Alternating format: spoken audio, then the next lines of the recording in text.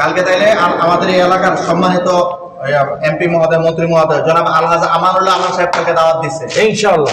আলহাজ আমানুল্লাহ আমান সাহেবের নেতৃত্বে কালকে প্রায় 12,500 13,000 লোকের আয়োজন বাওয়াল স্কুল মাঠে। এই জন্য তোমরা ওখানে আসর আগে চলে যাবে, আসর পরে গিয়ে গ্যাদারিং করবা না, আসর আগে চলে যাবে। নিরিবিলি খানার পরিবেশ আছে, খানার পরিবেশ সুন্দর, খানা খাইবা, আরাম চলে করবা, ঠিক আছে?